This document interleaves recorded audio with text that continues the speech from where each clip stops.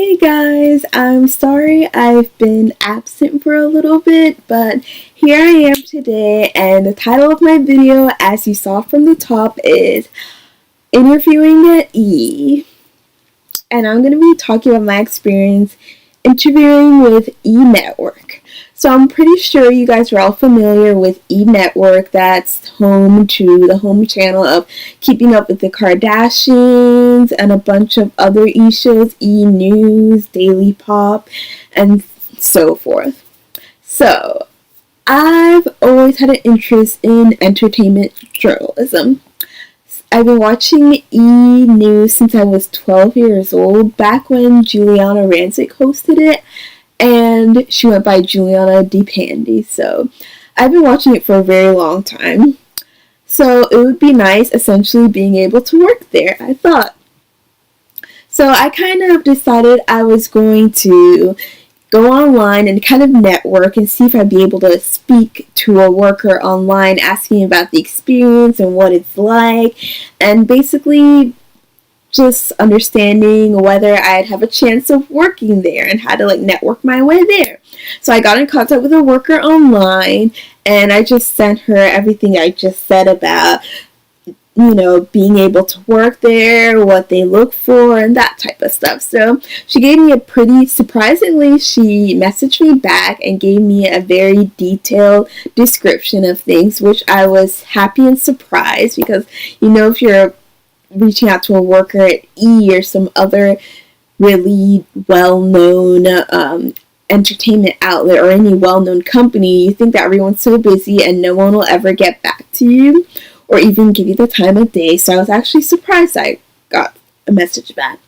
So I got a message back, and she basically gave me details on everything and what it's like, and gave me some tips by phone. Sorry, I forgot to mention that. I gave her my information, and then I said that she could email me or whatever, and she actually set a time for me to be able to talk to her by phone, which I thought was really great. I was not expecting that. It's enough to even have someone trying to network and email you back, and the fact that she actually gave me the opportunity to talk to her by phone, so obviously that was a great time. We spoke to each other, and she even said that I could send her my resume, and she would forward it over to another person, and I could probably set up an informational interview. So she finally sends over my resume to another worker, and I request for an informational interview, and she let the other worker who I was going to have the informational interview with kind of gave me some times of when I could come in, and I finally agreed on a time. Then the week comes where I'm going to have my informational interview, and then I don't live in California, so I had to take a plane all the way there for the informational interview. I'm not sure whether they knew it. Well, obviously they didn't, even though my resume does say where I live. But anyways, she says, oh, something came up, I have to leave early, I'm not sure can you possibly come today? And I'm thinking, how can I come today? I don't even live in California. So I start freaking out in my head, and then I email her back. The woman who I was going to have my information with, saying, blah, blah, blah, I'm not from there. I live here in wherever I live now. And then she said, no worries, and agreed to one of my alternate suggested times. So there, I finally fly to California, get a hotel room there, and I was only there for 3 days, 2 nights.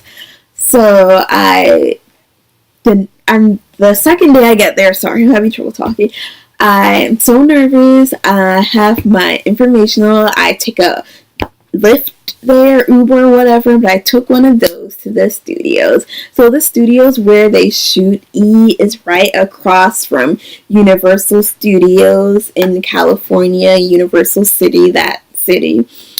And then I go there, and then when I get to the front desk of NBC Universal, obviously they have their security guard there like normal, and then I talk to him and say I have an informational interview with so and he's like, oh, do you have a number to this person, since he was the security guard at the front desk, so maybe he could call her. And I was just thinking, just the way it was done, I know he's security and they probably have like celebrities who come there often and they have to be all,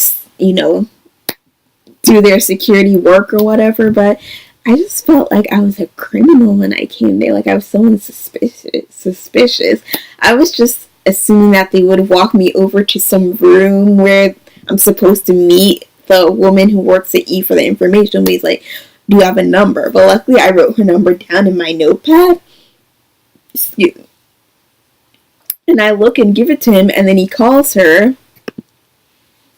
And then he's like, she said, I should go, I forgot, they called it something else, like a lounge or whatever, but it was literally just the Panera Bread right across from NBC Universal where I was standing at inside speaking with the security guard. So I'm just thinking, like, really?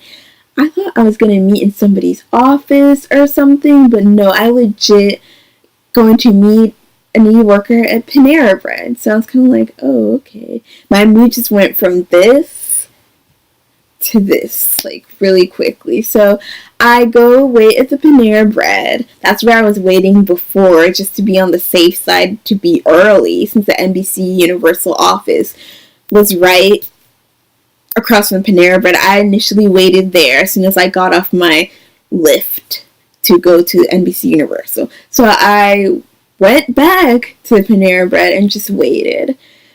And about like 8 minutes later, then I see a girl and she comes up to me. I honestly thought I was meeting with like a legitimate, I'm not saying she wasn't a legitimate worker, but like a grown woman. She literally looked like not much older than I was. I was probably even older than her. So we met, she said hello, she asked me if I want anything, I was like, oh no, I already ate, and then we ended up sitting down and talking a little bit. She just said she got my resume and everything, and I doubt she even really looked at it, because if she did, she would have known that I didn't live in California or anywhere near California. So the fact that she at the last minute was like, oh hey, can you come to the office today, like, obviously, so you didn't really look at that part. So I was expecting to meet with like, a grown adult who like worked for a long time, could possibly have some strings to tie that they can pull to get me a job. But anyways, I talked to her a little bit. When I talked about my background, she asked me what questions do I have for her, and then I said, what is your best predictor of being able to get a job there at E, And she was talking about how she interned with NBC Universal. So obviously that's a foot-in advantage, the fact that you've already interviewed at the company that owns E. So it didn't really help me. She kind of talked a little bit about herself and then answered a few more of my questions, but it didn't really seem like it did much. So she did asked me to, she did read my articles I wrote, because I was entertainment journalism intern for a small entertainment website like years ago.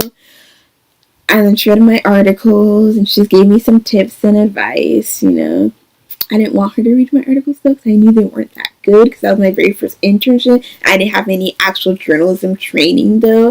I was an English major doing that internship, so and then I did the informational interview, and on her way out, she was basically like, oh yeah, okay, I'll get you in contact with the hiring manager, And then I leave, and I kind of leave feeling defeated. I thought I was going to meet with a legitimate, well, I don't want to say the word legitimate worker, but I thought I was going to meet with a grown woman. I thought that I would have a chance of getting a job, like maybe on the spot or something like that, because I know when I had my initial phone discussion with the first worker that I was networking with, who passed on my resume down to the girl I had the informational interview with, she told me that someone else came for an informational once, and they ended up getting a job here. So I was like, that was what motivated me to go all the way to California. The fact that someone came for an informational interview and ended up getting a job later there. I thought that that would be a good advancer to help me get a job there. You know what I mean? If someone else came for information and they end up later getting a job, then yes, I would go all the way to California. I had the money at the time. It was no big deal. So I leave this information feeling somewhat defeated. I was thinking, this didn't really do anything. It's something I honestly felt I could have done on the phone. I just spent so much money for a hotel, a flight, food, everything, and I feel like I could have just done this on the phone. You know, it really wasn't that much help. So then I go back to my hotel room, take a lift back to my hotel room. The first thing I do is email her back saying thank you and saying, oh, do you have a hiring manager I can speak to, you know, get a better perspective or something of what they look for. I go home after. I take the plane the next morning, leave, go home. I haven't heard from her for months. And I sent this email. You initially told me that you were going to set me up with a hiring manager. And I knew you weren't going to do that. It's just one of those things people say, oh yeah, I'll set you up with a hiring manager. Or oh yeah, I'll get back to you. And you know they're not. So I knew that since I went to my hotel room. The first thing that I was going to do was email her just a reminder and make sure I see my thank you. So it really was nice of you to invite me over for information. I know that you didn't have to do that, but I was very thankful. So in my thank you, I also mentioned, do you have a hiring manager that I can speak to? I never hear back from her for like 3 or 4 months later. I get an email back saying, oh my gosh, I'm so sorry. Like, have you been applying to any of the jobs? Yes, I've been applying to the jobs on the site, on the employment site. Obviously, I really want to work there. I told her I've been watching E! since I was 12 years old. Of course, I've been applying to jobs on the site. I've been applying to even before our conversation. So I emailed her back saying, yes, I've been applying to the jobs since prior to our meeting and after. I even applied to so-and-so job today. And I copy and paste the name of the job that was available at E! that I applied to that day that she sent me the email. And she's like, okay, can you give me the receipt? Because you know when you apply to a job, you get a receipt after saying thank you for applying for this vacancy and has some weird number. So I forward that email to her.